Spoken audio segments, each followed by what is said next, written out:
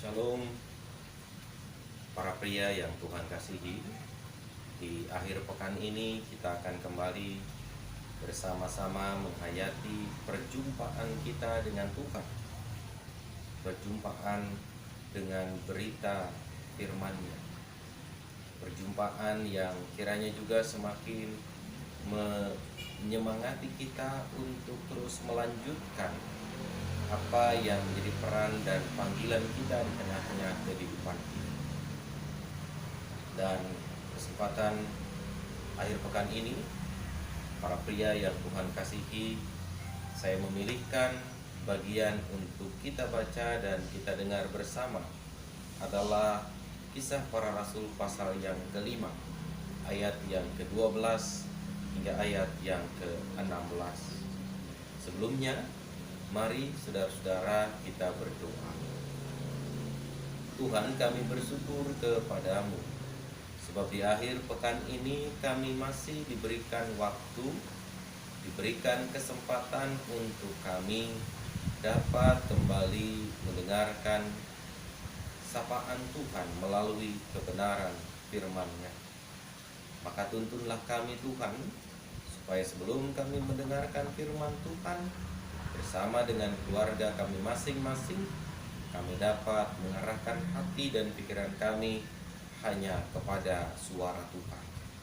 Berfirmanlah ya Allah, kami bersyukur dan memohon dalam nama Tuhan Yesus. Amin.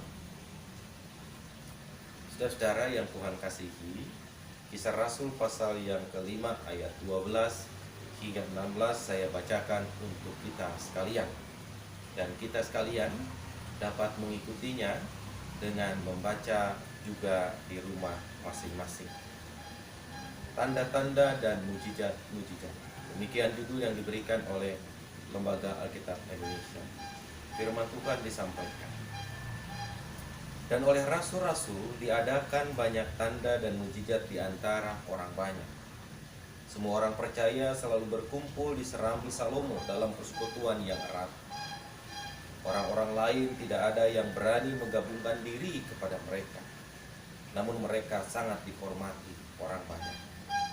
Dan makin lama makin bertambah jumlah orang yang percaya kepada Tuhan, baik laki-laki maupun perempuan.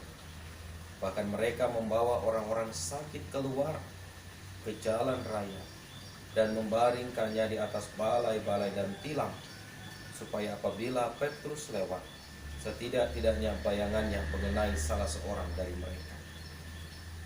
Dan juga orang banyak dari kota-kota di sekitar Yerusalem datang berduyun-duyun, serta membawa orang-orang yang sakit dan orang-orang yang diganggu oleh roh jahat, dan mereka semua disembuhkan. Demikian, saudara-saudara, para pria yang Tuhan kasihi, firman Tuhan yang berkenan menjumpai kita di akhir pekan ini. Yang berbahagia adalah kita yang mendengarnya, memelihara dan juga melakukannya dalam hidup kita. Terpujilah nama Tuhan. Saudara yang Tuhan kasihi, ketika hidup yang kita jalani berada dalam suasana yang memberikan kita ketenangan, suasana nyaman, bahkan suasana yang tentram buat kita, rasanya pikiran kita juga tidak terganggu. Emosi kita juga tidak terganggu oleh hal-hal yang bisa berakibat fatal bagi kehidupan kita sekalian.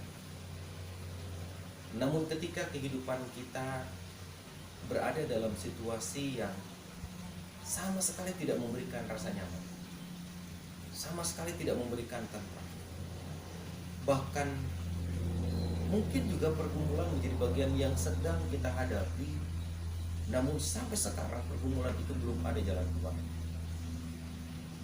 Upaya dan pencarian pertolongan sudah dilakukan ke berbagai tempat, dengan berbagai cara, ke berbagai orang, tapi kita belum menjumpai dan belum melihat secercah harap di balik usaha dan upaya. Tidak jarang dalam situasi yang seperti itu, ada banyak orang berpikir, apa gunanya hidup saya? Apa artinya hidup saya? Kalau pada akhirnya saya hanya berada dalam kesusahan dan kesusahan, saya tidak bisa berbuat banyak. Ketika kita berkata apa gunanya dan apa artinya hidup saya, maka berarti saudara-saudara yang Tuhan kasih, dengan kita berujar seperti itu, secara tidak langsung kita sedang menutup pintu kesempatan yang Tuhan berikan kepada kita. Kita sedang berusaha mengunci jendela kita rapat-rapat, sehingga kemudian tidak ada lagi celah dan ruang bagi kita untuk bisa melihat keluar, untuk menyaksikan keluar. Yang bisa jadi di luar sana ada pemandangan lain yang seharusnya itu memberikan harapan kepada kita, memberikan semangat kepada kita. Saudara-saudaraku yang Tuhan kasihi, bacaan kita di akhir pekan ini mengisahkan tentang keberadaan orang banyak yang menanti dan berharap akan punya masa depan yang lebih baik. Keberadaan orang banyak yang sedang berada dalam keterpurukan, yang sedang berada dalam tekanan oleh karena penyakit dan penderitaan yang dialami. Dalam kondisi mereka mengalami ketertekanan oleh beragam penyakit, oleh beragam penderitaan yang harus dirasakan dan diderita. Saya melihat masih ada secercah harap yang coba mereka bangun. Ada secercah harap yang mereka bisa lihat dari jendela rumah mereka. Ada cahaya terpancar ketika mereka membuka sedikit celah pintu rumah mereka. Dan celah itu terpancar dari para rasul yang sedang berkarya dan melayani. Satu hal yang menarik dari bacaan kita saat ini, ketika orang banyak itu melihat bagaimana para rasul bekerja, bagaimana Petrus melakukan tanda dan mujizat, itu menjadi secercah harap buat banyak orang yang sedang berada dalam penderitaan. Dan mereka mencoba menyambut harapan itu dengan cara membawa orang-orang sakit dan mengantar mereka ke pinggir jalan. Di atas balai-balai mereka diletakkan, di atas balai-balai mereka ditidurkan, hanya menggunakan tilam dan mungkin hanya menggunakan tikar saja. Mereka tidak berharap banyak, saudara-saudara.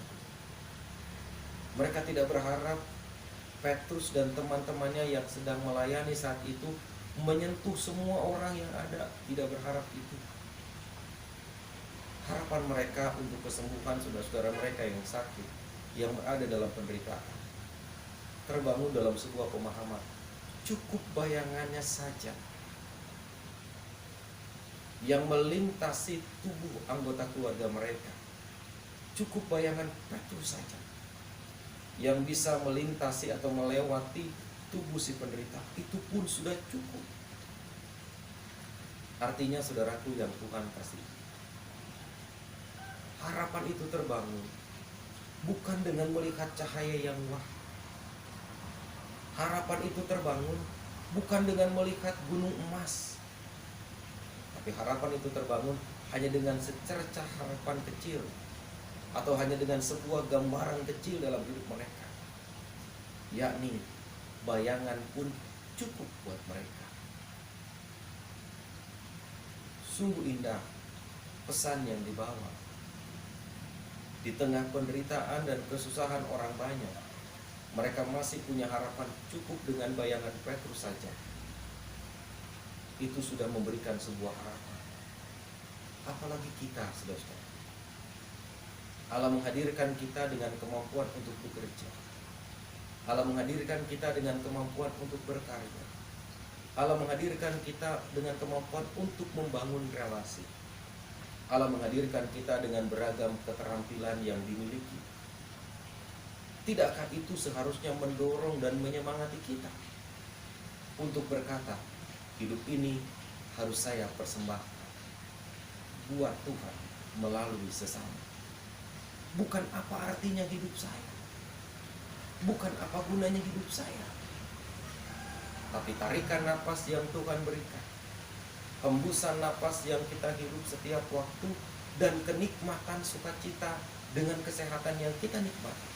Seharusnya itu semakin menguatkan kita, supaya kita menjadi berkat bagi sesama kita. Kehadiran kita harus menjadi berarti buat orang lain.